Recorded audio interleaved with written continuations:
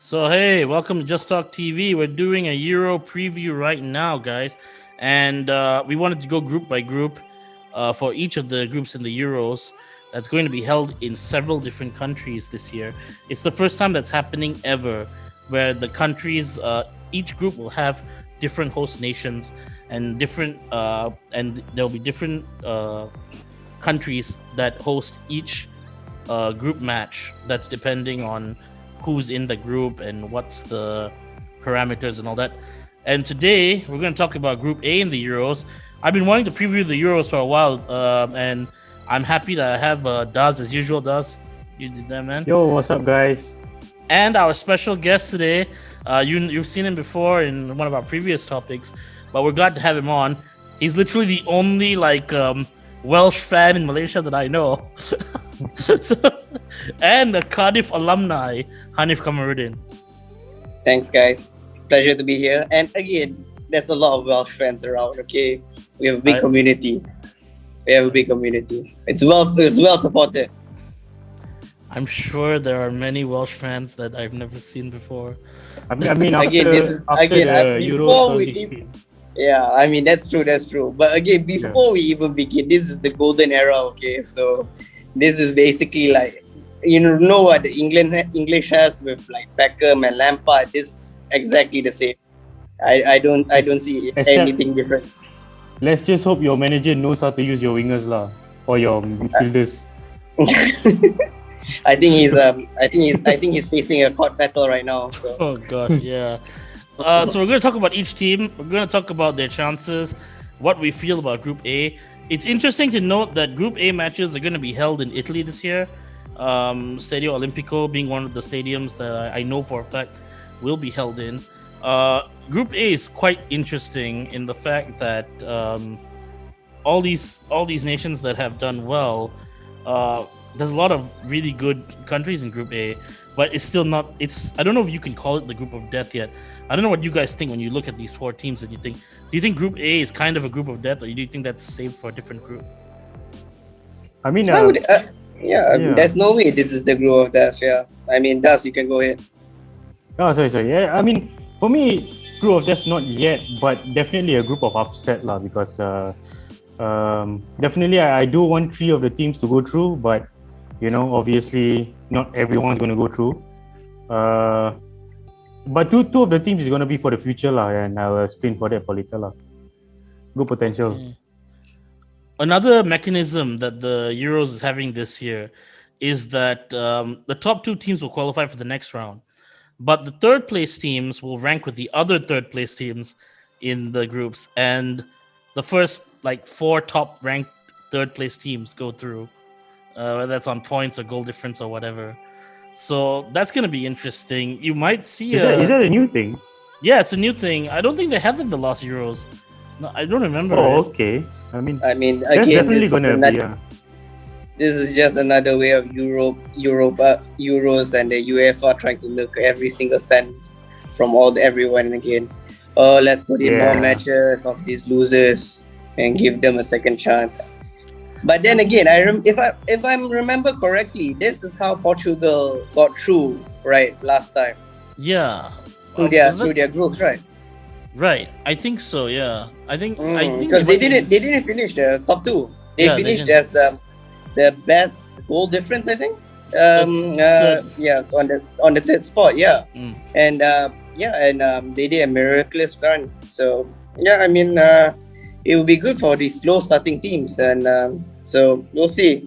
I mean, this is certainly one of those teams that one of the groups that could potentially have that best third place qualifier.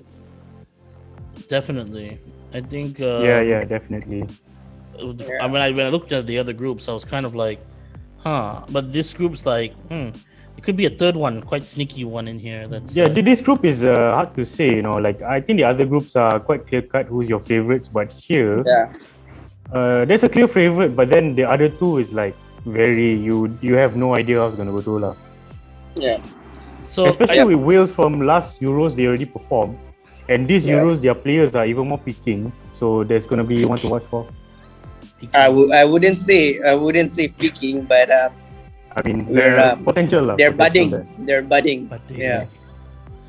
Okay. I mean, don't rule out those Wayne Rooney's moments, I suppose. But yeah, let's go on. Okay, but I think this Wales team has like legit Wales players, where the last team has like a lot of people that grew up in England that played for Wales. Yeah. I mean, I mean, we'll have all the time in the world to talk about Wales. I'm sure you guys want to spend like forever talking about Wales, but there are other countries in this group, guys, that we need to talk about. Yes. So let's kick it off with Turkey. And I'm just gonna start off by saying that this Turkish team is like sneaky strong. You know, like yes, they're favorites for this group to top it, I think. Like when you think about the kind of skill they've got, I might want to go on about Turkey. The fact that they have Soyuncu, Demiral, Kabak at the back. That's a very young defensive core. Then you hold up there. Sorry, I have to hold up. Kabak, really? That's the name you're gonna mention. He's one of the three. He's one of the three young center backs, man. He's only 21 years young. old. That's all I can say.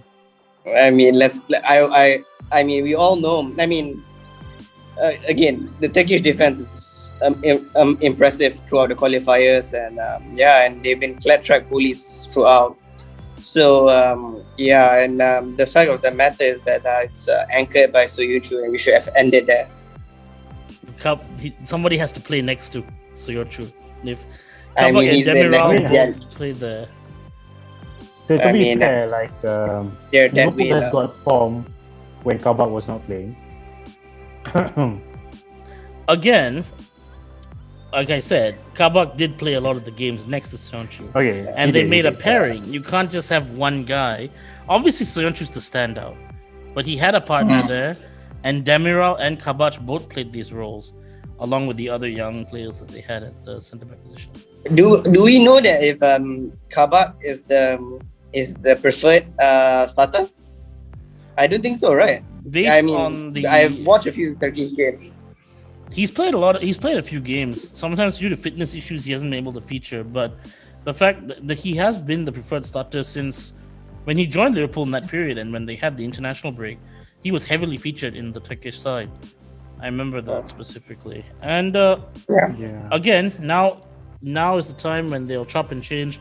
I don't know who will actually start the tournament, but I can say that I have actually a kind of like something from the Guardian that gives how they might potentially line up. One second, guys. I mean, let's not forget that. Aside from that, I think we all can just know that the reason why this Turkish side will do very, very well is because one, they have amazing talent attacking wise. Yilmaz especially leading. He's coming off from I think this is Yilmaz's best season, right? Yes. Actually, he got released before that, and then he actually had a resurrection at Lille. Yeah. So I think he's coming in on a very hot form, and has a point to prove, lah. Yeah. And Lille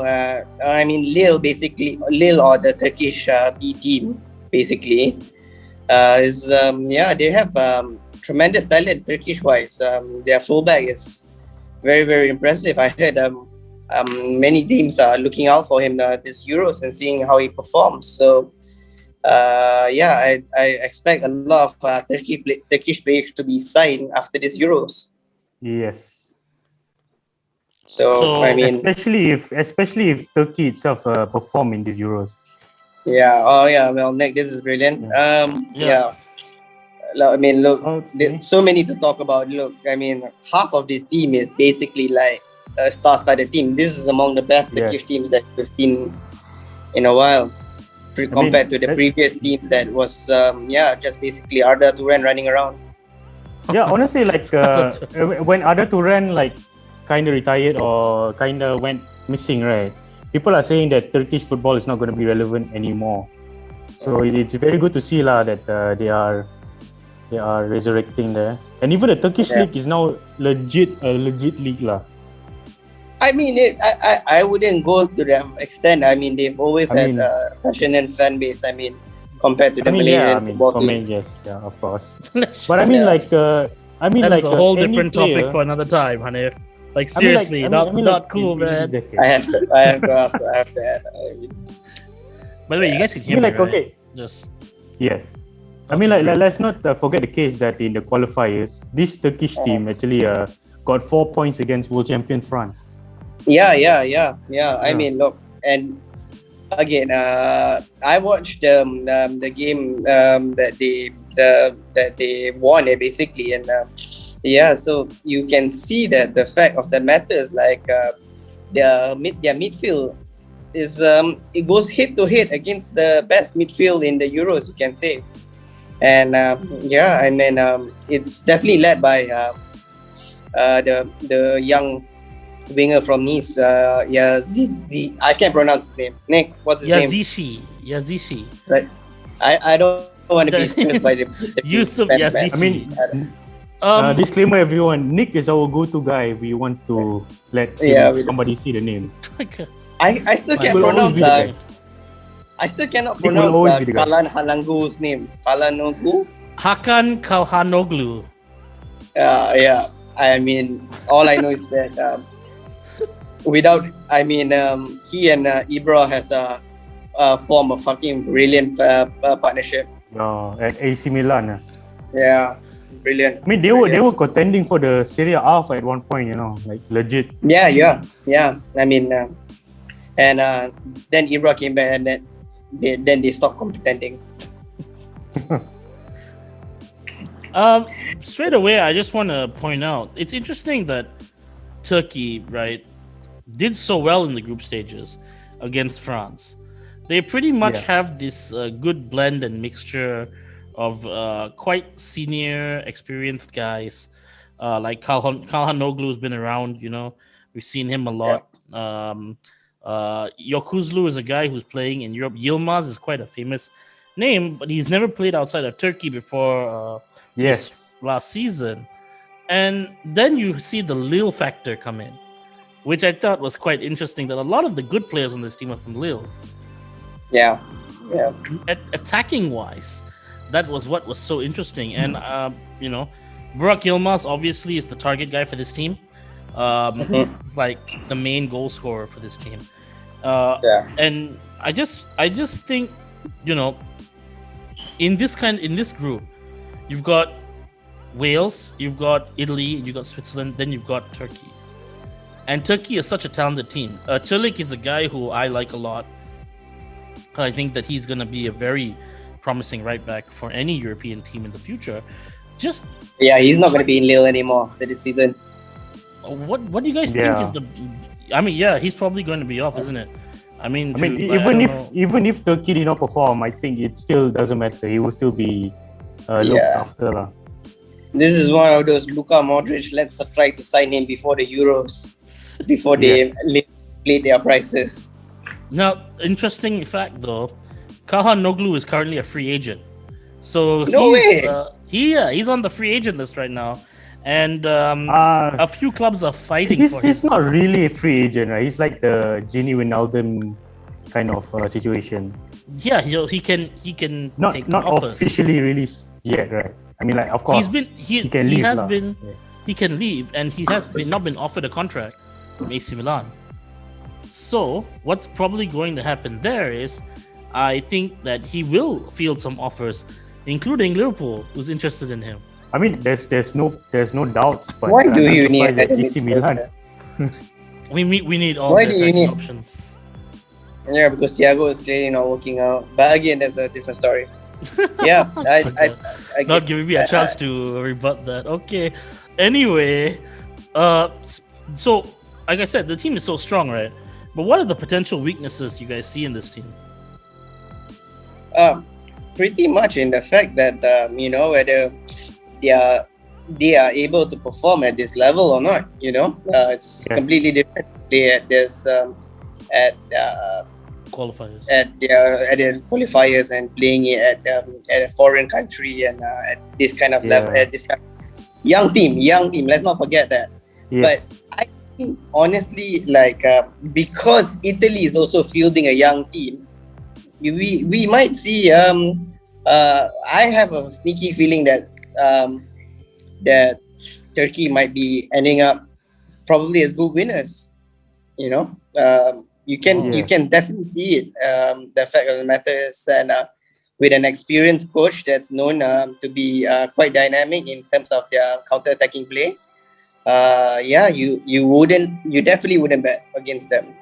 But the weakness I might say is that I feel that yes, dynamic as their play can be, a lot of people will not look down on them as much as they have done in the past, especially in the World Cup. Is it World Cup? Right, World Cup. Yeah, during the World Cup. 2002. Right? Yep. Yeah. Same manager as well. Yeah, same manager. Yeah, brilliant. We'll see. Yep. He's an interesting manager. This guy is very experienced. Senol Gunes. Yes. He's pretty much a hero in Turkey. He was a teacher before he entered football. Very, very interesting individual, and I think that he's built Turkey with this. This is, I know the word "golden generation" gets thrown around a lot. I think in football, but we throw it around for everything. Because sometimes we see a bunch of kids, we go like golden generation here, Brazil, golden generation there. But when you look at how this team is built, they feel like so well balanced. I wonder if that's like it works against them sometimes in that case as a unit, because they're a very balanced team and they're going to do well, but when it comes to the knockout stages, it's a different animal altogether. In terms of the group stage, they've got 2 or 3 teams that qualified for knockout stages: Italy, Wales, and Switzerland. Switzerland is a veteran at that. They're good at doing that. So it's going to be interesting to see how they do. Definitely. I do want to mention a wild card that nobody's talking about for Turkey, and is pretty much coming off the bench most of the time, and that's Cenk Tosun. Cenk Tosun, former Everton striker, plays around Europe. He's been quite sneaky as well with the goals, and kind of X factor there. I don't know if you guys have any other players that you think can be an X factor for Turkey. I mean, coming off the bench currently, not that much. I would say that their best assets are on the field, so that's always So I think Yilmaz has the most to prove right now. Yeah. Because he's obviously already old, and we are forgetting that he actually got released by Besiktas. So so I think he has more to prove that he's still able to play in the top level. Wouldn't you say that him being the top scorer for Lille already kind of like negates that? I mean, of course, but he wants to do it for international, of course, as well. Yeah, I think this is his own song, so a lot to prove. Another interesting fact is actually a lot of the players here, most of them are playing overseas, not in Turkey. I think the only player that plays in Turkey is Karaman Shakir. Yilmaz, obviously, only 1 year in France, so it's safe to say that he's still a Turkish player. I mean, he's a. I like to think that Yilmaz is more of a League player, because he's done well there, so he's cemented himself. Yeah. Okay. So Nif, you're invested in this group. How much stock do you put to Turkey being a threat? I mean, significant. I mean, this is a team that can hold the ball well. They also have the pace down the flanks, especially with Yazici, and they definitely have that goal taking threat. Again, I have a bad feeling about it. Obviously, when everyone looked at this team, they're saying Italy's gonna run away with it. I think Turkey will do well. I think Turkey will probably end up winners. Right. Yeah. I mean, it kind of reminds me of Croatia in the World Cup 2018, and also not to forget, it also reminds me of Czech Republic of 2004. Czech Republic 2004 is almost the same situation. They have a lot of legit players, but everyone still they don't want to say that they are going to be a threat yet. But then ended up they became a threat in that Euros. Yeah. Man, I mean that Czech team, man. Yeah. I mean that Czech team in 2004, like a lot of people did not write them out, but people are still like doubting in a way that they can be a top team in that era lah. Yeah.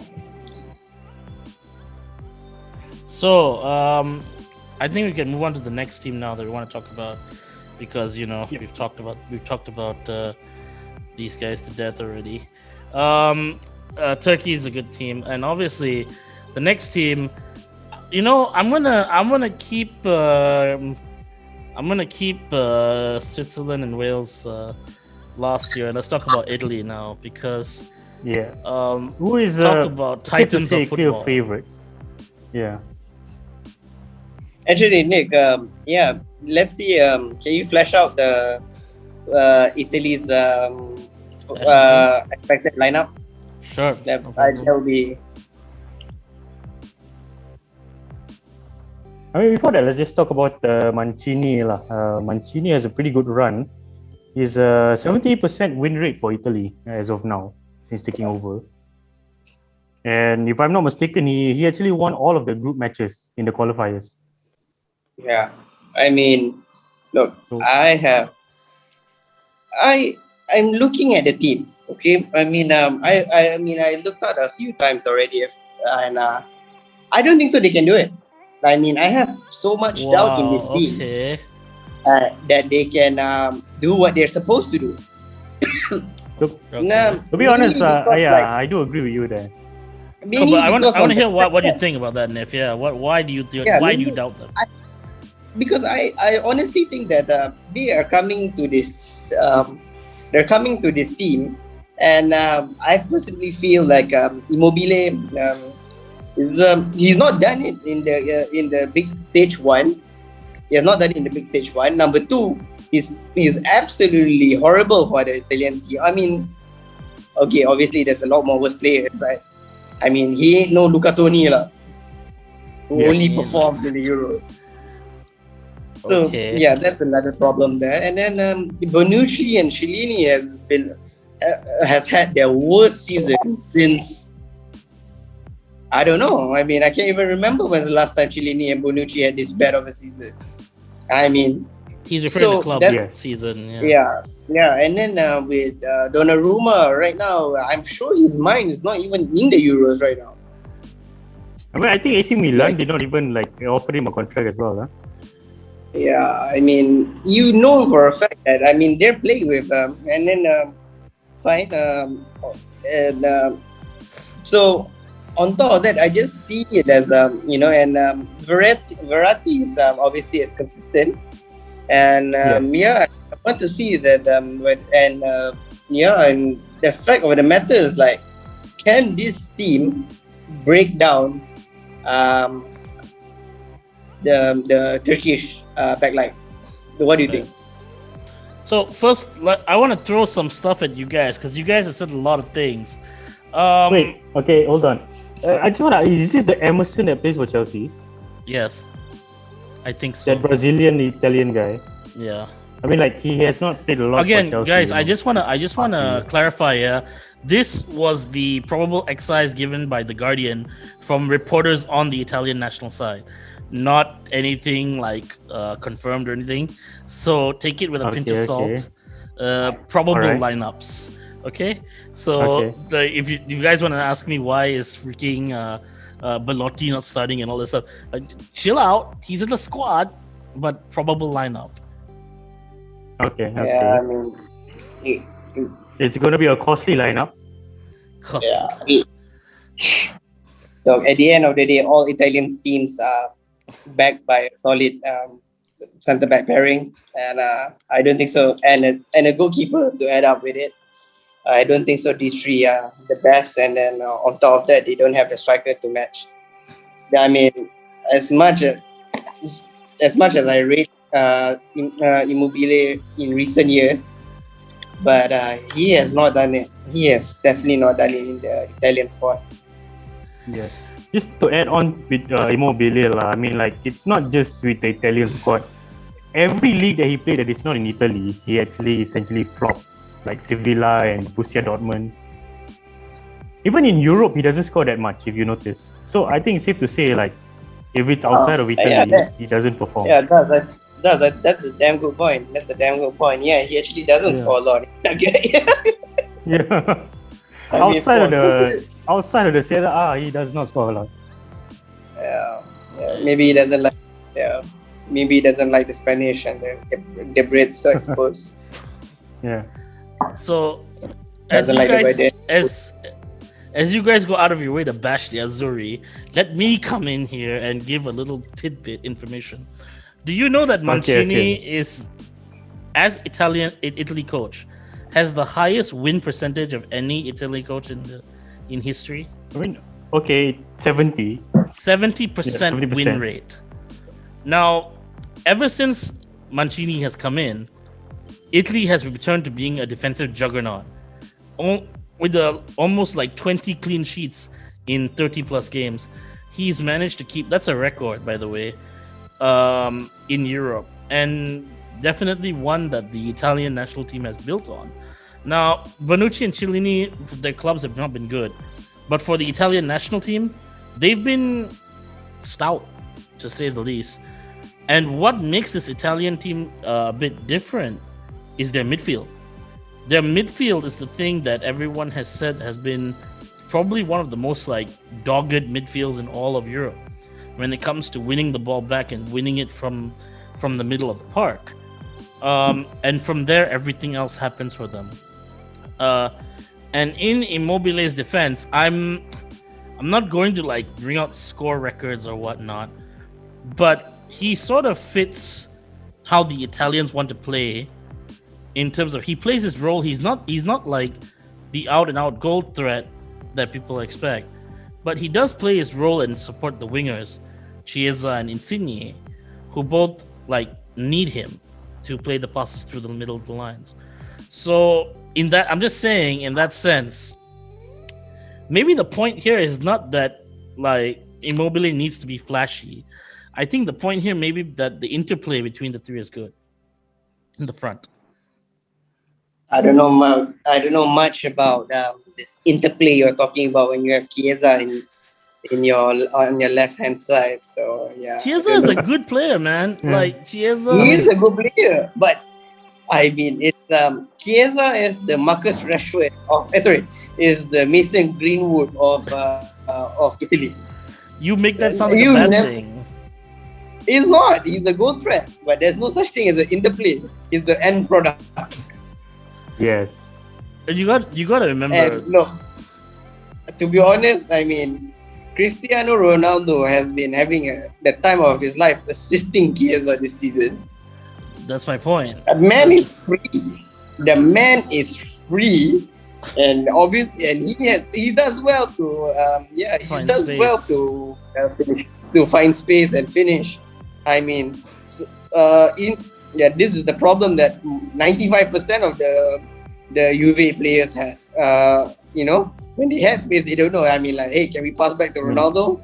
So, I mean, like, Chiesa only scored 8 Serie A goals, so I don't know. Yeah. I mean, Juve in general was crap last season. Let's just admit that. Yeah. But Chiesa as a player is fantastic. Like, he's a really good player, and that's the only reason he will start consistently. Immobile, I don't know. Like, I have some faith in Immobile. I think he'll find it. I just think that it also helps that their games are being played in Italy. Don't forget, guys, they're playing all these games in Italy. Okay. Big brain Mancini. All right. You gotta give credit. Yeah. He's got a good striker rotation as well. Belotti is no joke either. Are they even crowds? I think they will. They will have crowds. Not a lot. Like 20%, 30% of the. Yeah, somewhere like that. Yeah. Unless Italy shuts down, you know how Italy is with COVID. No, I mean at the moment they seem okay. I mean, I don't know, man. Like, this COVID thing is all over the place. I think just gonna be For me the unique factor of Italy is gonna be Jorginho lah. I'm not saying he's gonna be the guy that makes a difference, but Jorginho's style of play is what Italy has not has this style of player for quite a while. You know. Jorginho? Yeah. I mean, I am not gonna go call him the next Andre Pirlo. No. It's just that, yeah. I mean, it's just his style of play is not. It's not Italian lah, in a way. I mean, but obviously he's not Italian. He's Brazilian. Yeah, naturalized players. Yes. Him and Emerson are naturalized. Oh no, not this again. Oh no, wait, Emerson also. Yeah, Emerson is Brazilian. Bloody hell, man. All the countries are doing it. Everyone's doing it now. It's normal. Malaysia boleh. Okay, all right. Like, I know you love Verratti, right? They do. Before we even begin, I have to point it out. They do it and they win. We do it and we lose. What's the point?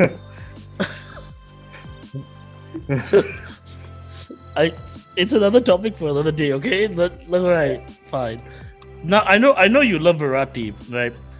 But there's a lot of midfield options for this Italian team. From these three, Nicola Barella, Inter Milan, Jorginho, Chelsea, Verratti, PSG.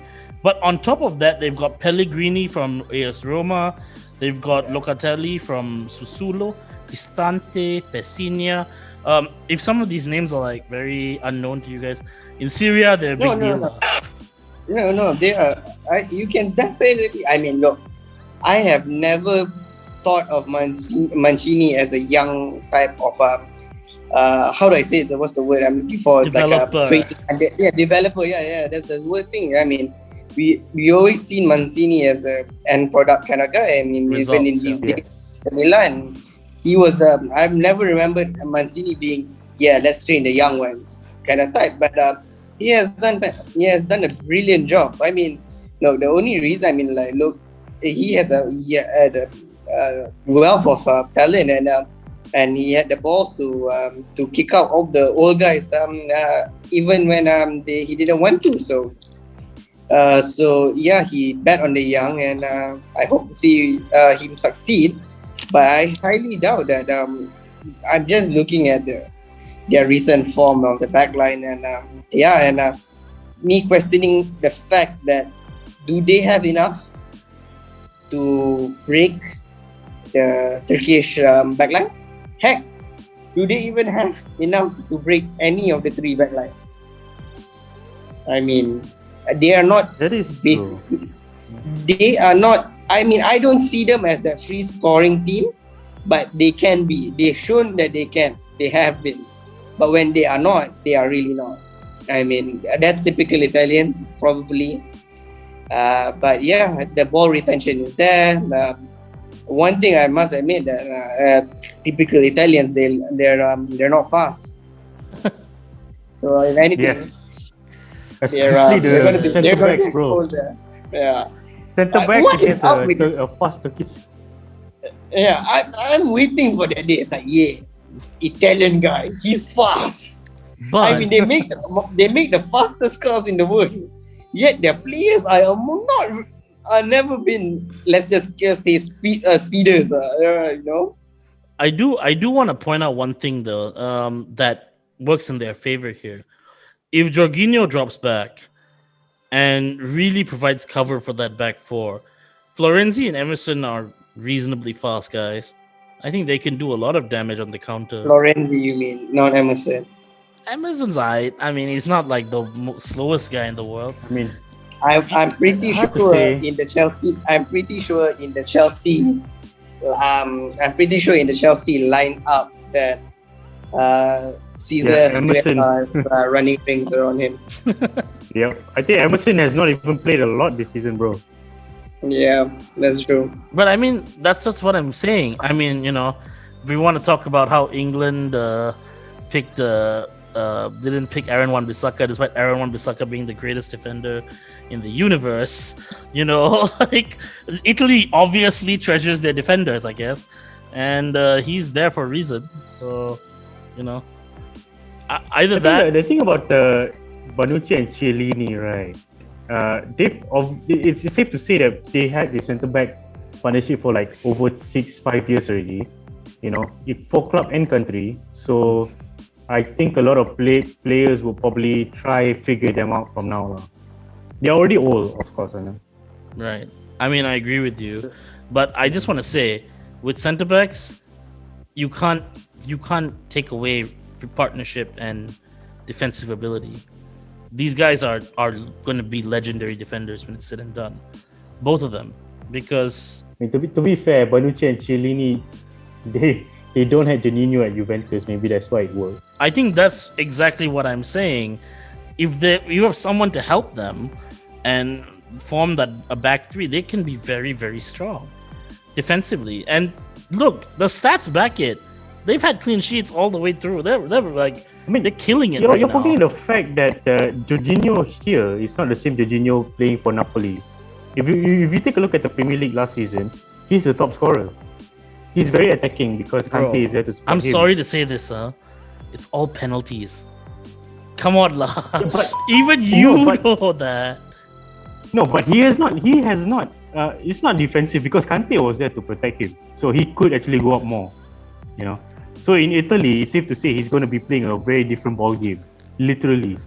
Look, honestly, you can go both ways. You can put like what I was saying. So some interesting information about this Italian side. Moise Kean has been dropped from this side, and if you guys know who Moise Kean is, yes. I guess we all know who that is. Yes. Yep. He's been dropped. He was the next big hope. To be fair, before this, another naturalized player. But anyway, the guy that's come up now is Raspadori from Sassuolo. I don't expect you guys to know who that is, other than the fact that this is the first time that guy will ever wear an Italian jersey. He's never had a single cap for Italy before. Yeah. Which is an interesting thing. So let's talk about who do you guys think is the X factor for this team? I wouldn't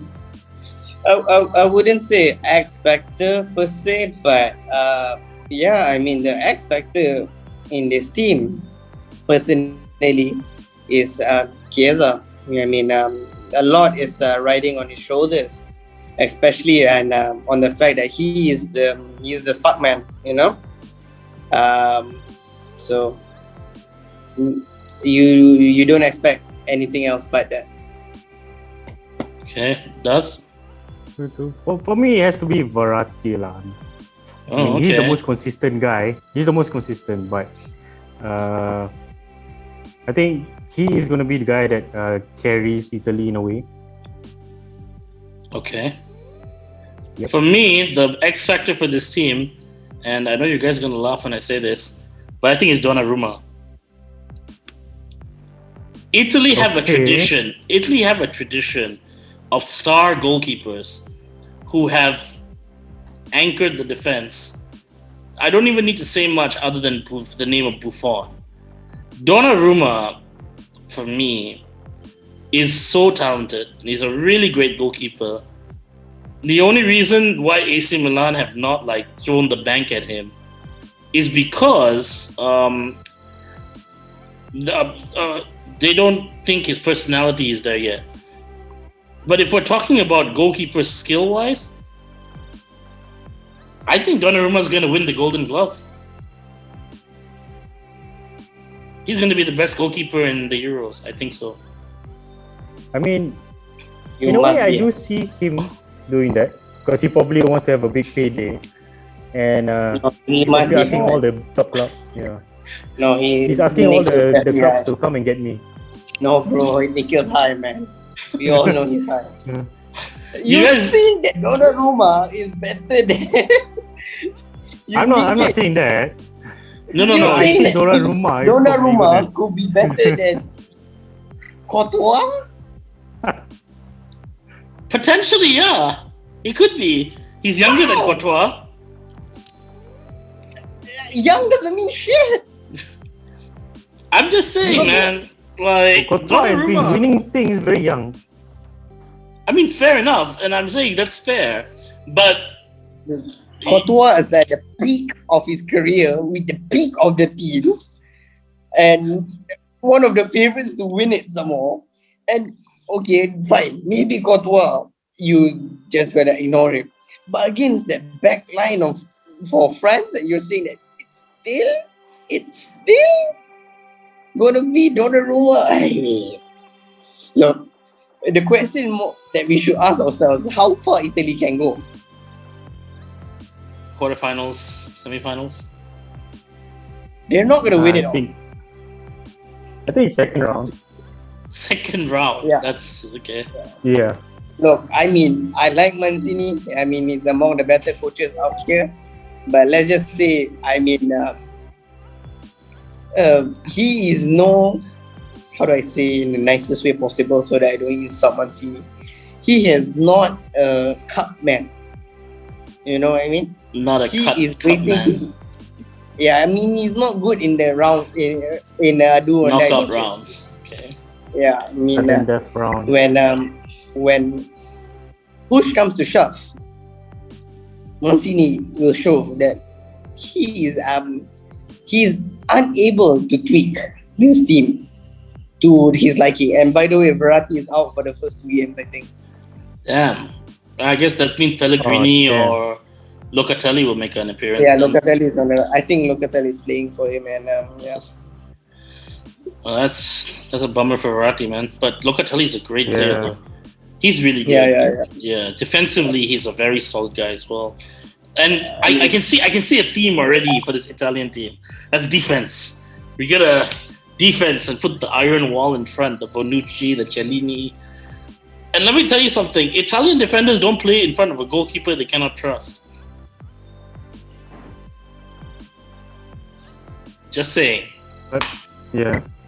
I would like to also point out that's the reason why this team goes out early last in the past and didn't even made it to the Euros. But now, I mean, now it's a different team. But both that team still had Bonucci and Lini in their team, by the way. True. Guess they didn't believe in whoever was the keeper back then. They didn't believe in Buffon. Buffon stopped being the goalkeeper for this team since like a long time, bro. Is it? Wow, okay, all right. We've talked about Italy. Okay. We talked about all that good stuff and all. Now we're gonna talk about a team that you actually care about. That's Wales. Let's talk about Wales. Don't make it sound like that. I actually do like. Do you want to end it with Wales and talk about Swiss? No. Actually, before we even begin, one thing that the very big positives about the Italian squad is the fact of the matter is that they have won the best jersey of the Euro. How did I know you were going to say that? Okay, man, that green jersey is pure film, man. And Mancini is probably the most fashionable coach in all of these Euros. So, I mean, he's lucky Scott Parker's not there. Fuck off. Yeah. Probably right. God damn. Oh my god. Okay, let's talk about Wales, guys, because I know you want to talk about Wales. And Nif is just like dying to go for Wales right now. Wait. Do you want to start with Switzerland first and then just end it with Wales? You know what? Let's just do Switzerland because I think I mean, we all know that I have little to zero comment about Switzerland. I think they're going to be the punching bag. Same here. So I think think we better save our passion for the last one. All right, let's talk about Switzerland then. And so I'll talk about Switzerland because obviously I speak a lot about them. The interesting thing about Switzerland is that they've made the round of 16 for the last two tournaments they were involved in. The World Cup and the Euros, the previous one. Both round 16, they've got the same coach coming in now in Petkovic. When you look at the Swiss team, if you want a team that is based on naturalization, here you go, Nif. This is it. All their players are all naturalized players. All of them. And they made the round of 16 twice. But it's Switzerland, though. They've always done that. Again. Now there is an interesting thing because I feel like this probable lineup, has one glaring omission that's not here, and who I think is going to be making a definite appearance, and that's Dennis Zakaria. For me, this team will go as far as that Dennis Zakaria, Shaqiri, Shaka triangle does their jobs. Because the front two strikers, the strikers for these teams, not good. Not good at all. I feel like they are very dependent on Shaqiri. And that's saying something because, when you think about it, they've played Shaqiri in all the prep matches up to the Euros. He's played every single game for Switzerland when it comes to the prep matches, and he's pretty much their guy going forward in this tournament. At the back, they've got a very good goalkeeper in Sommer, who plays for Borussia Mönchengladbach. He's a very balanced goalkeeper, Champions League goalkeeper. Akanji, we all know Dortmund. I don't need to say much about Akanji. And of course, we know Granit Xhaka and Ricardo Rodriguez and Mbabu and all these guys. So this team has the same setup. They play the same way. Their creative output is Shaqiri. But make no mistake, they're a veteran team. And they know how to get past the group stages. And that's what makes them the most dangerous, because their experience, I feel, is very, very, very good. I do feel they're a bit weak up front. I think goals are going to be a problem for this team. But other than that, they're pretty balanced midfield defense team. So straight off the bat, guys, I know you don't know much about Switzerland, but let's talk about this though. They've got a lot of really good players that play in the Bundesliga, a lot. When you look at it, they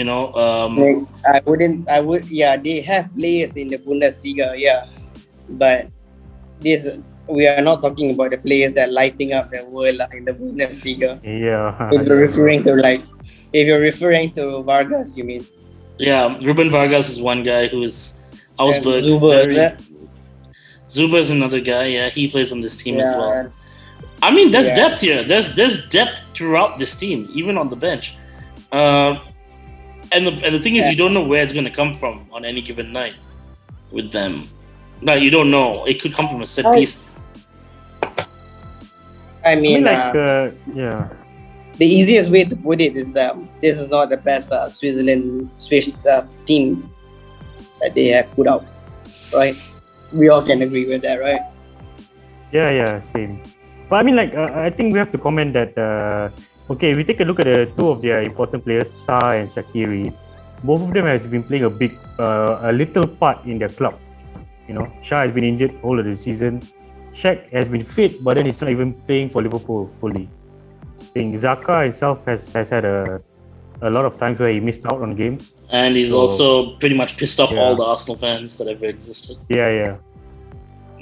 I think Rodriguez has to be the only one that's having the best club football in Torino. Akanji, you can say as well. I can argue that Mbabu is having a good season. Had a good season. I mean, he's playing for Wolfsburg, I think. Yeah, he's had a pretty decent season.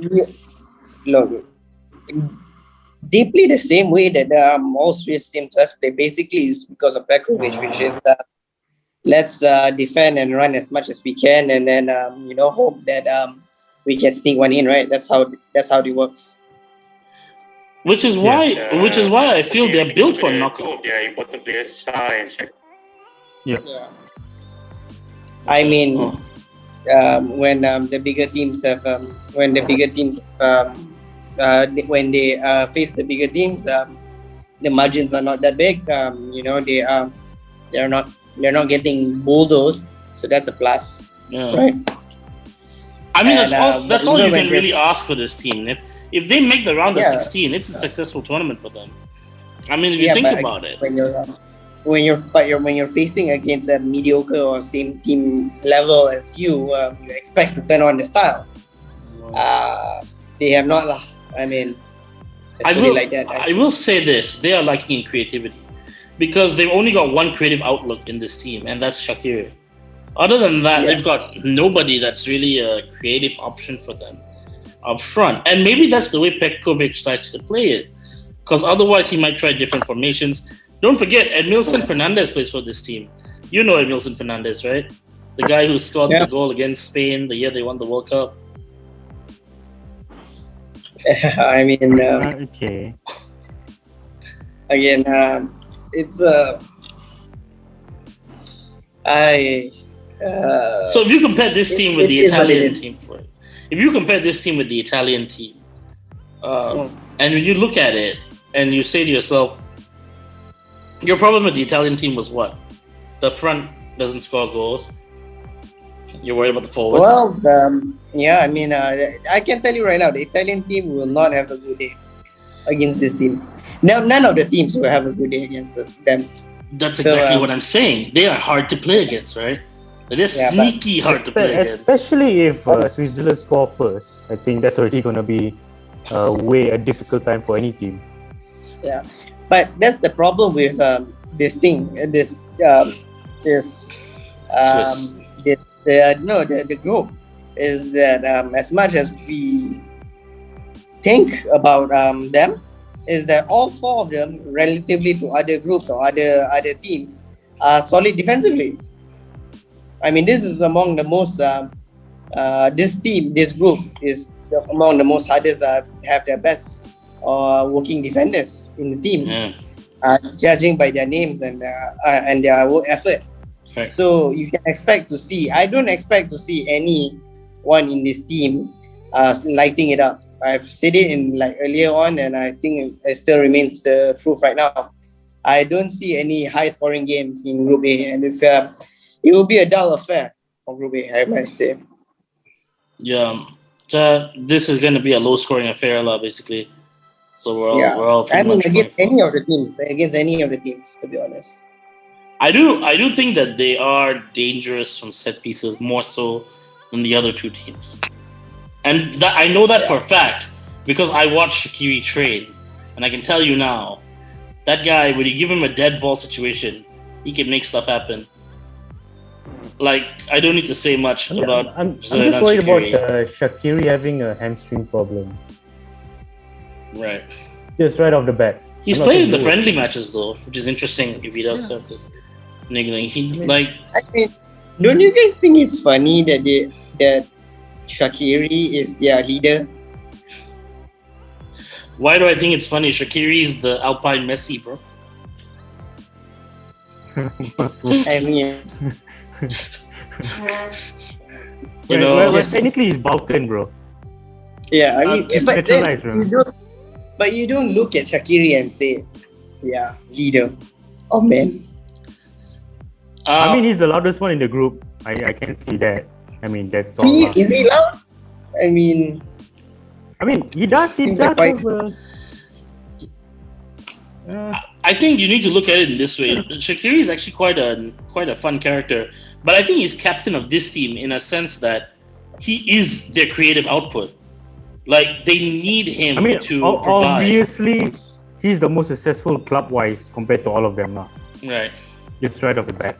His achievements, the trophies and stuff. He's definitely the best, and that's for a reason. He's that good a player. My only thing with him is that once he hits a brick wall, he runs out of ideas. So, but when you give him a dead ball situation, or you give him a chance to do that small thing that changes the game, he's good at doing that. Yeah. I think it's we had enough to talk about the Swiss. I think we have given enough more than we expected.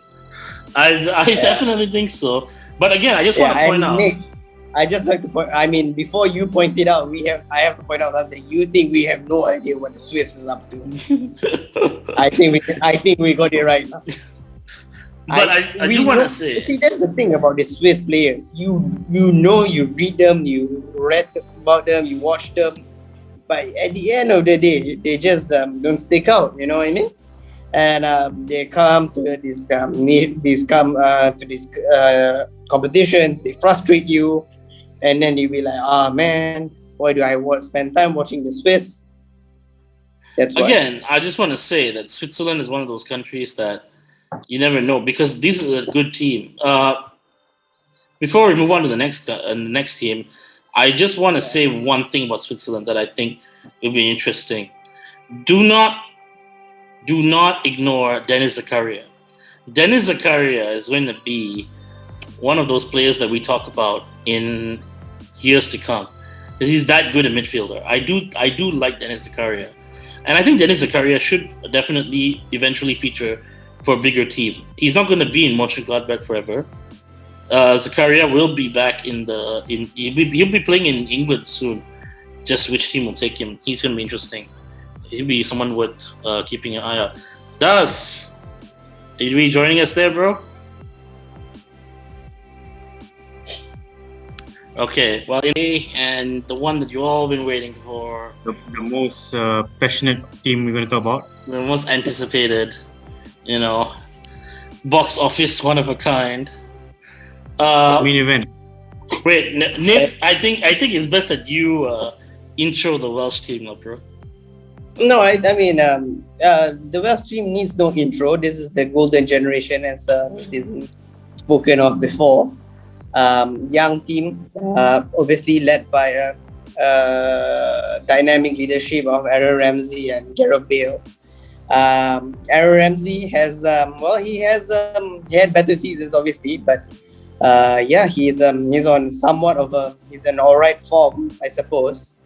At least he's playing. So, and we all seen Gareth Bale had a terrific end of the season, or at least second half. So he's back in full fitness. So you can see that, and on top of that, you can see the fact that they have a dynamic young core of loanees from Liverpool, sadly, in Neco Williams and Harry Wilson. On top of that, you have the speeds, and all of the great thing about this Welsh team is that they might lack in discipline, but they are filled with speed. So Daniel James is fast, Harry Wilson's fast, Gareth Bale's fast. So they're definitely, between all the other teams that we have pointed out here, that they're probably at the fastest, or at least as on par with the Turkish team. So, but you can expect that based on previous experiences, that they're most likely to make mistakes. So, if there will be a chance of high-scoring games in this team, it will be against Wales. And I think it's like it'll be a shootout in some of those Wales games, especially.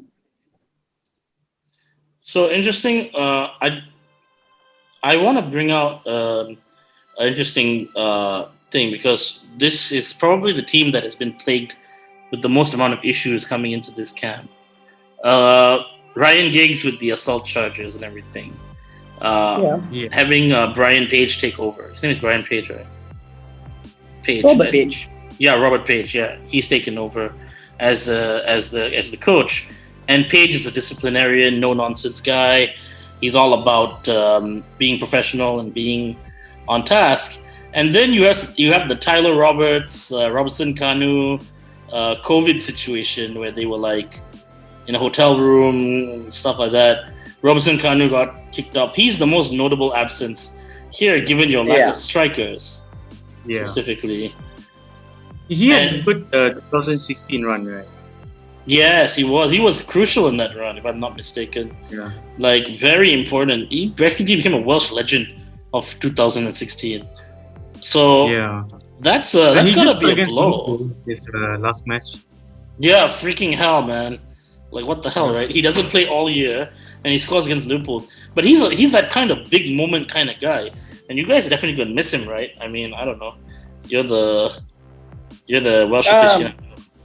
No. I mean, I wouldn't say so. I mean, Kiefer Moore has hold his own, to be honest. At the championship level, especially with Cardiff. He is. I mean, if I expect him and Harry Wilson to continue their good partnership coming on. So generally, how it works in the Welsh team is that if we have a strong Swansea and Cardiff core, the Welsh team does very, very well, to be honest. So, does it concern you at all that Kiefer Moore is literally your only front option at the moment? I mean, of course, you can put Bale there, but I mean, I don't know. Yeah. Like, there's no. To be honest, I honestly believe. I mean, I watched a few games with Robert Page in charge, and he's experimenting right now. So I don't think so. He knows what's he gonna start with. To be honest, like what's his first 11 gonna be? It'll be interesting to see. Again, it could be Bale there with Daniel James at the flank, I don't think so. Robert Page even knows whether he's going to play an attacking style of football or not. You know, whether he wants to. The only reason why the graphic that you're showing does not have Harry Wilson involved, is because it's a gamble. Harry Wilson is a very good dead ball specialist, but his abilities as a very mimic Aaron Ramsey's abilities, and as well as Gareth Bale's as well. So he need, whether it's a gamble or not. I believe that Page has decided to will go with a defensive option this time around, for sure. Right. Dave, did you watch the Wales and France game? Yeah, I did, man. I've just because like they're not that bad, by the way. That's France. That's France. I'm just saying, like, but the preparation for this tournament has not been ideal because you guys drew against Albania, right? Like, it's not been going well with the prep. I mean, that doesn't mean anything other than, it's a guy who needs to figure out what his first 11 is going to be, blah blah blah. But I mean, it doesn't. I mean, it does not help the fact of the matter that you can feel that there's a lack of solidarity within the camp itself, particularly once. But then again, to be honest, I must say this. This is a very important fact to mention. Wales never had this solidarity for the past 4 years, anyways, and they still got through. I mean, like let's talk about let us talk about that because I mean, look, I love what Ryan Giggs is a manager. He is not the. I mean, let's just put it like he is not the greatest tactician around. And time will tell. He's a disciplinarian kind of guy. Like I can see that. Like he's more about. I don't know actually what kind of manager he is. To be honest, to be honest, all I know. I mean, he has look. Wales have done it. Have performed throughout the qualifiers through sheer magic. Yes. Yeah, pretty much. Yeah. You had to make 30 yards. Screamers, Gareth Bale running around, running around players, and then after that score 2 goals straight away, get injured for Real Madrid half a season straight away. Then after that doesn't get played at all, then go play golf again. It's this Welsh team has been turbulent for the past 4 years. Don't forget Wales, golf, and then Madrid. Yeah. In that order. I mean, like even when Wales lost against Belgium, the talking point was actually the Wales goal, how it was set up, how Harry Wilson scored. If you literally just search up that on Google, the first thing that come out is about that Wales goal. Yeah. Again, to be honest, I don't know. I mean, the Welsh team is capable of magic. Let's just put it like that. Okay, right. I mean, but they're also very, very, very capable of making mistakes. Right. Because they're such a young team. But yeah, it's a young team. Yeah, I mean, what do you expect? But I mean, like not pointing fingers here, but like, if there was mistakes to be made, it would come out from Nico Williams. Oh, come on, man. That's not fair. He's one of your best players. That's quite disrespectful to Nico Williams.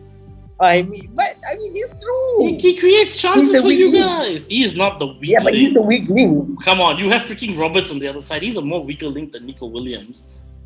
I mean, well, let's just put it like this. Nico Williams is not known for defending.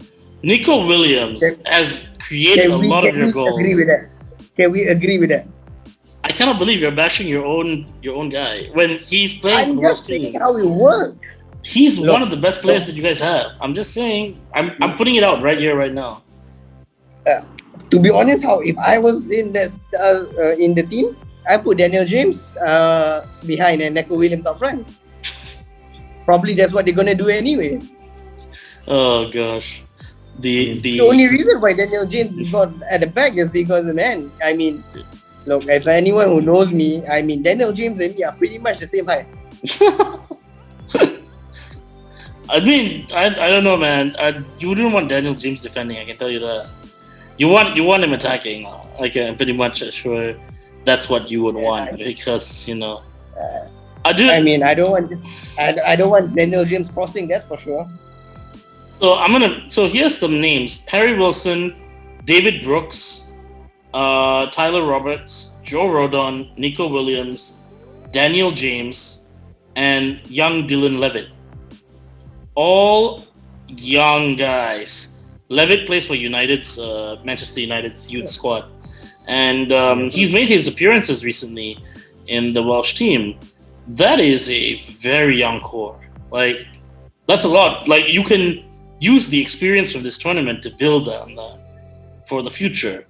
But then you've got Bale, Ramsey, and one guy who I think hasn't been mentioned.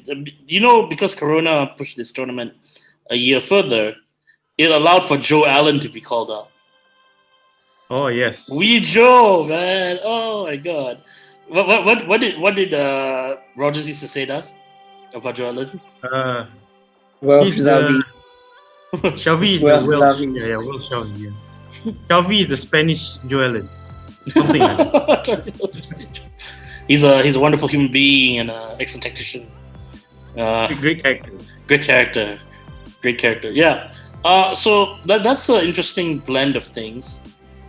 My only issue about this squad, honestly, is do they not have anyone better than Danny Watt in the goal? I know Wayne Hennessy. They have Hennessy. But I think Ward will start.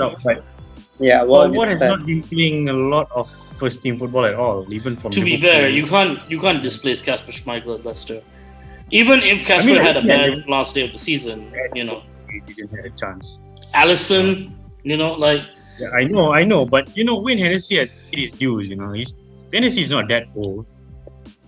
I honestly feel Ward is a better keeper than Hennessy. Full stop. I mean, okay. He's a better keeper.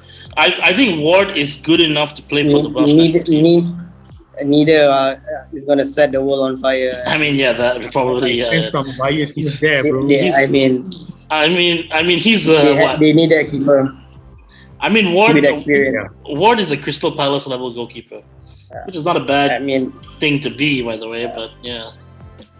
I mean, look. At the end of the day, they're not gonna win. I mean, they're not gonna lose this tournament because of a keeper. Because of the keeper, they're going to lose. If they're going to lose anything, it's because of defense, and they're going to win this tournament through the attack. I'm just a bit worried that Ben Davies is playing in the centre back. I mean, who else do you have? I mean, I understand. You have that Caban Go guy from West Brom, who is at least have another centre back. Like I said, who else do you have? Caban Go. I'm so sorry. If I butchered his name, I'm sorry. But then Tom Locker is Luton Town. Yeah. Look, at the end of the day, let me put this, and this is going to be one of those crazy statements. The best talent player-wise is in the Welsh squad. In the whole of England, United Kingdom, basically, is there. So he's their star guy, and they're going to keep passing the ball at every single given chance. And he just needs to turn on the magic and make sure, and then the rest of them have to be taking the opportunities when they are open. Okay, let's talk about this elephant in the room that you have finally opened to us now, and you've left him now open to be prodded here. You think Gareth Bale's actually gonna last this tournament? Last? Is he gonna play every game? Yeah. Somehow, some way, I feel like Bale's an injury waiting to happen. But then every international football, if you notice, every injury-prone player in the club turns up not injured at in the international football. Yeah, because they play through the injury. It does. Yeah. Look at Robben. Robben has been missing like millions of games for Bayern Munich, but every time international football is there, he doesn't miss any. Yeah, and you never peak Robben is peak Netherlands. Yeah. I do see Robben and Bale. We have just spent 30 to an hour discussing about how good defensively this group is, and Bale has to play against that every single game. He has to play the Swiss, the Turkish, the Italians. I don't know, man. Like, he's going to overexert himself. They have like an attacking midfielder in Ramsey and also a dead ball specialist in Wilson. Good Lord. I mean, that's not going to be like much. Wilson's definitely not going to be the free game. Listen, I'm just taking what Hanif said. They pass to him all the time. They play through him all the time. And you're playing against three schematically defensive-minded people here. These three teams are right now defensive, juggernauts. So you're asking Bill to do a lot. We all know that. Yeah, they're gonna make the hell out of him. But at the end of the day, like I said, it's it's the same thing over and over again during the big teams, during these tournaments. The big players take off the pressure against the smaller players, and the smaller players have to take their chances. That's as simple as it. And it's a question mark whether this young core has the ability to take those chances, right? Which brings me to this thing, because the young core is one thing, but like you said earlier, that I kind of agree with. Gareth Bale is very much the talisman figure who is now expected to be peak Madrid Bale, where we've just seen him play a Premier League season with Spurs, and he had a good end to the season here, and I'm saying he had a good end. Okay, let me, before I know where you're going with this, but before you disparage and slander Gareth Bale around here on this broadcast here, let me ask you this, Dazlan. I need to ask somebody who's not so biased right now. Do you think that Bale was given ample opportunity to perform? To be fair, whenever he did, he performed. Yes, but was he given that opportunity? No, to be honest, no. He had to take it, right? Yes, he is not a flop. He did not flop this season. I mean, he could actually score 15 goals if the opportunity. He did. I think he did, right? I mean, like league goals. I think league goals he scored 9, but with UEFA and all that, 15 lah. Is this the standard that we are giving to Gareth Bale? One of the most talented players the world has ever seen. This is the standard.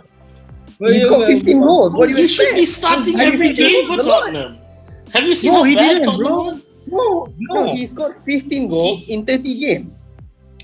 Yeah, he did not play much, bro. He did not play much. Spurs got knocked out of the Europa League. They got finished in some conference league thing, which another day with that. But on That top is of all that, Bale was the reason why they even finished in the Conference League. You cannot deny that. or Leicester choked. Either one, really. I mean, Mourinho knows what he wants to do with Bale. He basically wants Bale to track back and be his 20-year-old self. That's not Gareth Bale anymore. And you're telling me that's Mourinho's fault? This is the reason why Bale didn't perform in Spurs at the beginning of the season. Well, what he should have done is made Harry Kane run back. Do that to Harry Kane. In Premier League, 11 goals in 20 games. That's not bad. Yeah. That's not bad. Yeah. Look, I mean, to be honest, 3/4 of the whole league would need a Gareth Bale in their team. Okay. In what sense? Like Actually, coming off the what? bench? Let me put this way: Liverpool need a Gareth Bale this season. Am I wrong?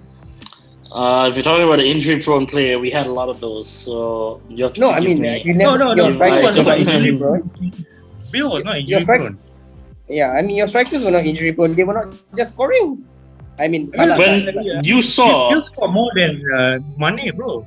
Let me make it simple for you. The moment Jota went down around Christmas was the moment our worst form began. I don't need to say much. I'm not here to talk about Liverpool because I can go on hours about it. No, but which is at the end of the day is very simple. Is that Gareth Bale brings that directness that a lot of teams need, right? I'm asking you if he's physically capable of doing the task needed to be done here. Because let's be honest, all three of the teams that they're facing, Wales, all three of them are all good teams. Like, this is not a joke. All three of these guys.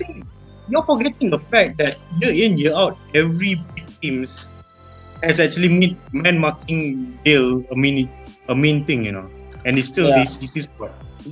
But are we reaching a physical threshold? That's my question. Liverpool itself, Van Dijk and all that, like, man marked him as shit, but yeah, he still scored. Again, that's peak Bale. We're talking about now Bale. Now Bale is not the same as it was back then. Like, but at the end of the day, it's like not that bad. At the end of the day, is like Wales is not gonna get 60% possession. Can we all agree with that? I can agree with that. Yes, especially against the Turkish, especially against Turkey, especially against the Italians. The Italians. I mean, they'll have more possession than the Swiss. Okay, barring the Swiss. But in those two games that we just mentioned just now, don't you think that the Welsh has the speed and the creativity and the talent? Maybe they lack inconsistency, but they have the talent to break down these teams. Which brings me to my next thing. Now I'm going to go down the tree here and say Bale's not the only issue they've got. Is Ramsey what he was a few years ago in 2016? The Ramsey that we know now has not had a good season in Juve. I mean, to be fair, it's not the worst season he had now. Yeah. Still, who's going to supply Bale? I mean, it's got to be Ramsey, right? And so you go down the path here, and you see Bale, Ramsey. Those are two big performers of your last tournament. Out, no Hal Robson-Kanu. I'm just saying, man. Like, this team is now looking a lot. We gotta stop upping Hal Robson-Kanu, bro. We have made him look like a bloody mythical god. You made him sound like he's the bloody Ballon d'Or winner. Man scored like man, I don't even know how many there's Hal Robson-Kanu scored in the past 4-5 years since the last Euros.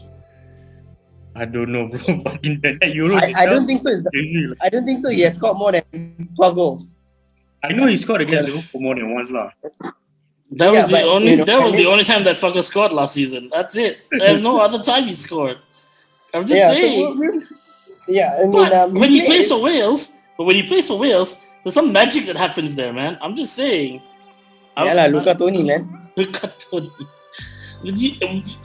I mean, you can see what I'm saying. Your team is the Welsh team for me is so interesting in that if those guys at the back in the midfield, the young guys blossom, like, wow, this could be a breakout tournament for them, because that's a big, I'm not being biased here.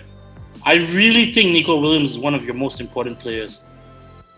He is attacking because not just in an attacking sense, yes. Because if Kiefer Moore is going to be utilized, Nico Williams is your best bet at a cross. I'm just saying, he's your best bet at a cross, man. Right. Like Kiefer Moore. Again, I like Kiefer Moore, man, but man, he's not. There's a reason why Cardiff didn't made it to them. Didn't get promoted this year. I'm looking at your team, and I feel like I'm looking at the Welsh team, and I feel like if James and Nico cause problems on the other side, it opens so much space for Ramsey and Bale to do what they do, and maybe less strain. Yeah. Because if you're going to just focus everything Ramsey, Bale all the way through this entire tournament, it's not going to work. One of them's going to get injured. I can guarantee you. No. I mean, that's for sure. I mean, that's the reason. I mean, you expect that Daniel James and Nico Williams to bring up the ball, really. While Aaron Ramsey and Gareth Bale puts the finishing touch, and Kiefer Moore to play off that a la Giroud kind of role, right? He's got to play the ball through to the guys. That's how it's got to be for him. So the question is, will that tactic work against Bonucci, and whether Daniel James and Nico Williams can beat Florenzi? Welcome to Group A, guys. Like that's a matchup now. They will definitely give a hard time for the Italian centre backs, the slow Italian centre backs. Yeah, but then Florenzi is bloody brilliant. You cannot. I mean, he's that shining star in the entire defense right now. I mean, he's. So I would like to think that this is all of them will be tough games. Really, all of them will be tough games, and at least this will be an like, for example, the game against Turkey, will be difficult, and it will be a battle, and physical battle. While in the Italians, it's much more of a battle of strategy, substance. You know what I mean? Because the Italians are well known in like their positioning. That a lot of people think that the Italians are strong and hardened and everything, but their mind in defending is what separates them from the pack, right? Their defensive tactical nous is very high compared to a lot of different countries. But then, and let's just say, moment of magic comes in. Harry Wilson takes 30, 40 yards, and then they still have to be. Okay, let's be honest, I mean, Donnarumma is not going to win the Golden Glove, but he's the best keeper in his bloody tournament. You know what I mean? He is the best keeper in this tournament, in this group. No, he's the best keeper in this group. Sorry. You got me there, bro. So, I mean, it's a given. The thing is, right, when you look at the group, and you look at how it's made up, Turkey, Swiss, the Italians, right? Wales has a chance to qualify for sure, but they got to beat the Swiss because there's no way they're beating Italy. I didn't say that. They have a better chance to beat Italy than the Swiss. Than Turkey. Than Turkey, Turkey is the one where I'm like, oh, that's physical. Like that's bad matchup for Wales all around the pitch. Yeah. Maybe Wales will probably get through to the third place. That's why that's their best chance. That's the thing where I'm like saying that's your best chance of doing it. And in order to do it, you need to beat the Swiss, and then you need to rank higher than all the other third place guys. So I'm calling it as it is. If we are going with predictions for how the group ends up, it's I think Turkey is going to be number one. That's against public opinion, but yeah, I think they're carrying in way too much form from their players, from the Lille team, to be denied. I mean, their confidence is skyrocket right now. And number 2 is Italy, and number 3 is Wales, I think. Yeah, but I mean, the inner fan in me says that they can get a point, or I don't know, they sneak through to number 2, but the Swiss is definitely going to end up last year. All right. So Nif and Daz, I'm going to ask you guys a question. Barring Bale and Ramsey on the squad, you take away Bale and Ramsey is off, right? Who's your X factor for Wales? No, I mean, it's definitely we know who's X factor for is Harry Wilson. I mean, he's coming off from he's a bloody fantastic year, and to be honest, we all know that Liverpool who have used him this year. He will never break into the Liverpool team. It's already shown that he's not breaking into the Liverpool team.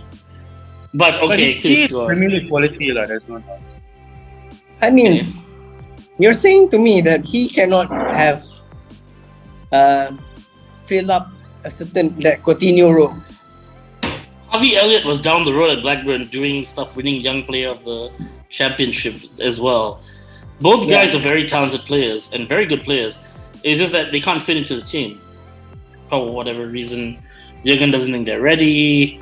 They might not be getting enough game time. This stuff is normal, I guess. Like there's club workings there. I'm talking about the national team sense. You're saying Harry Wilson is your talisman guy if those two are not performing. Mm-hmm. Has to be them, yeah. Yeah. James might be a bit, maybe. James is maybe for me, but Wilson more lah. Wilson is getting hyped by the media as well. Okay. I think you know what you're getting with. I think everyone knows what they're getting with Daniel James. You know what I mean? Everyone knows that his limitations, and everyone knows that his abilities. So he's a solid player. Anyways. I like Daniel James. I think he's a great player. Like he's a good young talent. Needs a bit more polishing for sure, but the speed is there, and you can build a lot off that. A lot of guys have made careers off that. So he's a good guy. And attacking wise, like the way you guys play, it needs him to be good. It needs the Welsh need Daniel James to have a good tournament, because if he's not performing, it's a bit of a tough day at the office coming up. Yeah, but I mean, everyone has to suffer, really, for the Welsh to be better, to have a chance. Not even to go through, but you have a chance. And if they underperform, then you cannot blame anyone but themselves, right? Really. True. So for me, the X Factor player minus Ramsey and Bale for this Welsh team is Nico Williams, man. Nico Williams is the X Factor here. Why Nico Williams for you to like him so much? Have you not seen him play for the Welsh? There's a reason why he's starting every game right now. He scored important goals for them. He's been one of their most active guys. He's their up and comer in there. Harry Wilson, I agree, is a good. He's a good player. You're talking about Wilson cannot break into Liverpool. What makes you think Williams is going to break into Liverpool? Nico can't even get a starting game for Liverpool. Yeah, but that's what I mean. Like Nico's good enough to be a starter in Wales at a very important position. Those wing backs, don't make no mistake about it. Those wing backs for Wales is so important, because I can see the pressure mounting on Bale and Ramsey, that side. They're going to need Nico Williams and James and Roberts to provide some support as well. They're going to need that support from those guys. And, Kiefer Moore is a big guy, right? Like, he's a really big guy. So, I don't know. If you got a good guy you can cross it, and you got a guy who's big, maybe life works. Soyuncu is bigger. Sorry? Soyuncu is bigger. Kabak is also quite big, but then you know what I mean. I mean, I'm just trying to tell you that as hopeful as I am, I mean, size and speed is size will not win Welsh anything because they definitely don't have the size either. And in terms of youthfulness, I think the Italians have that more, right?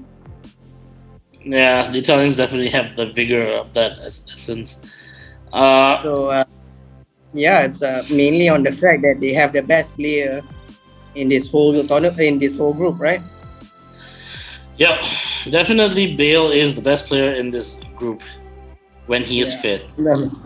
And definitely, like I hope, nobody wants a fitter Gareth Bale than me. Honestly, in my opinion, I think Italy is going to finish top of this group. I think second is going to be Turkey. I think third will be Wales. And then Switzerland. And I know it sounds like we're disrespecting Switzerland when we said this. But no, we're not. I think they are expecting it.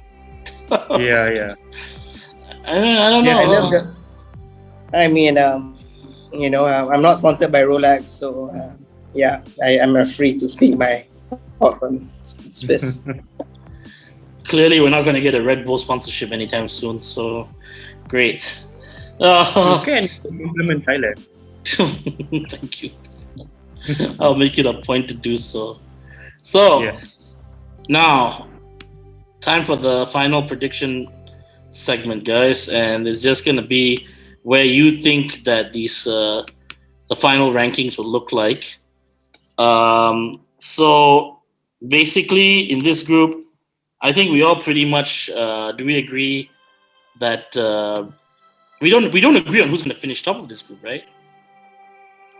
Yeah, we don't. I say the Turkeys will be number one. How about you, Das? It's going to be very close, but I think Turkey is number one. Number one, yeah. All right. I think Italy is going to be number one. So that means on second, you think it's going to be Italy, lah? If Italy is going to be first, it's going to be ugly wins. It's not going to be convincing. Yeah. Okay. And for third, we're all pretty much there with Wales, unless is there anyone that's not Wales for third? And it's okay if you're not, by the way. This is not a competition. I would want Wales to be first, but yeah, no. Yeah. I mean, I don't think so. Wales is gonna be first, but they can scrape by number two. But I mean, logically, it's number three for me. And we all have a solidarity on the number four as well, I guess. Yeah. Do we give them any chance of being top two in this group at all? I mean, okay lah. Greece won the 2004, so that's it lah. That's all I have to say. The Swiss is not the Greek lah. That's so no. I have no chance on that. Swiss is not the Greek. Yeah. They don't have Teleocopolis, bro. Yeah. This is among the harder groups to predict. But obviously, I would not want to predict the Group F with the real group. Damn, yeah, that's gonna be fun, Das. I want to find time to do that one. So, man, yeah. So, okay. I mean, that's it for our Group A preview. It's been a good, long discussion. I hope Wales. I honestly, from the bottom of my heart, as much as I have been bashing Gareth Bale, I want Wales to do well. I do want Wales to do well. And yeah, I mean, we have no faith in the Swiss, but then the Swiss, if the Swiss score 9 points, like we gotta send them like a bouquet of flowers or something, man. Like, just like apologizing to them, like buy a Rolex, something, chocolates for fuck's sake. Like, because we buried them. We pretty much buried them. We Toblerone for a week. But to be honest, I mean, I think they buried themselves also. I don't think so. They are giving. They know what they are. They know what they are. Okay, right. So that was fun, guys. I liked having you guys here, and I think we had a good discussion for Group A. Yes. Yeah, Nif, good luck with the Welsh campaign. I think I'll be messaging you during the Wales games. It'll be an interesting experience for sure. So yeah, I mean, to be honest, this is probably like the optimal time to watch Euros because everyone's working from home. Yeah, because the COVID. Yeah. Yeah, I mean, like, there is no reason whatsoever to miss any games. Really, right? Yep. I can't think of any. Yeah. You can't even watch it in a mama, so no distraction. Everyone's gonna be on conference WhatsApp calls, like 5-6 screens, and watching the game. It's gonna be like at 3 o'clock in the morning. At 3 o'clock in the morning, one fella's gonna have lag, and then they're all gonna be like, "Hey, what happened? What happened?" Like, that's gonna happen. The guy with the time internet is gonna be the GG, the guy with the best lah. GG. Yeah, I mean, maybe this Euros is gonna be something that really makes all this stuff like more appreciable. I guess I don't know. I've heard somewhere. I'm not sure if it's gonna happen, but they might do something like the WWE with the virtual fans.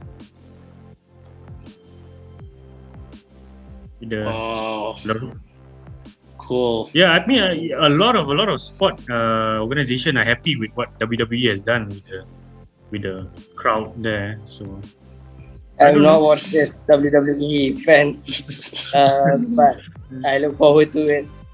And if the good news is, wait, let me give you a shout out. If the Welsh FA is looking for a fan to fill up the seats, I'm available. Yes, the Malaysian quota, bro. Nif, say that Welsh saying you said earlier. Simiru Ambam. What does that mean, by the way? Wales forever, I think.